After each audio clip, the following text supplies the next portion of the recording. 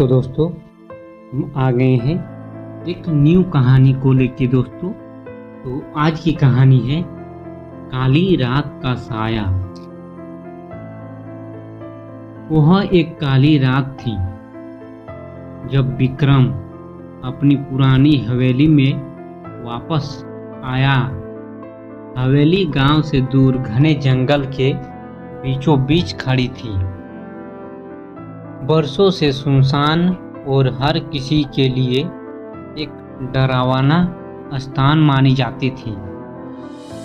विक्रम को अपने पुश्तैनी घर से कोई लगाव नहीं था, लेकिन कुछ कागजात के लिए उसे वहां जाना पड़ा। रात हो चुकी थी। हवेली के चारों ओर अंधेरा छाया हुआ था। हल्की हल्की हवा चल रही थी और दूर कहीं उल्लू की आवाजें आ रही थी।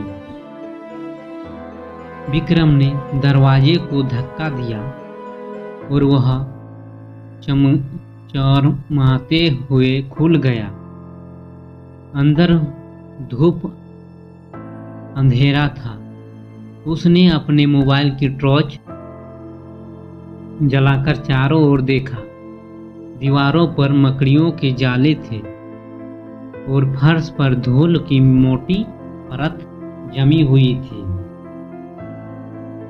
जैसे ही वह सीढ़ियों की ओर बढ़ा, एक ठंडी हवा का झोंका उसके चेहरे से टकराया।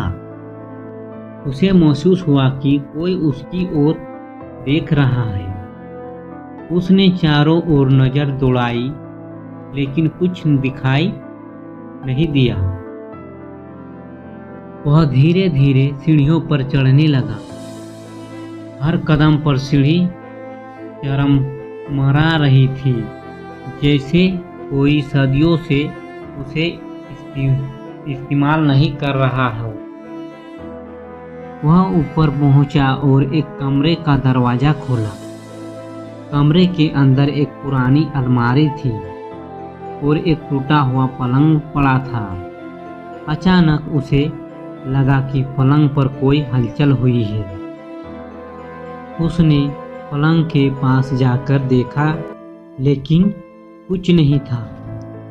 तभी पीछे से किसी ने उसका नाम पुकारा। विक्रम, उसकी रीढ़ की हड्डी में सिहरन दौड़ गई। उसने तुरंत पीछे मुड़कर देखा, लेकिन वहां कोई नहीं था। विक्रम का दिल तेजी से धड़कने लगा। उसे समझ नहीं आया कि ये सब क्या हो रहा है। वह वापस मुड़कर भागने लगा, लेकिन सीढ़ियों पर उसका पैर फिसल गया और वह धड़ाम से गिर पड़ा। गिरते ही उसकी त्वचा बंद हो गई और अब हवेली के अंदर केवल अंधेरा था। उसने अपने मोबाइल को उठाने की कोशिश की, लेकिन तभी उसे लगा कि कोई उसके पास आ रहा है। उसकी सांसें तेज हो गई।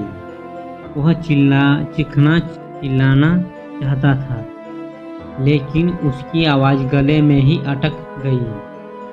उसके सामने एक साया उभरी और धीरे धीरे वह छाया इंसान रूप लेने लगी। विक्रम ने देखा कि वह छाया एक औरत की थी, जिसका चेहरा विकृत और आंखें जलती हुई लाल थी।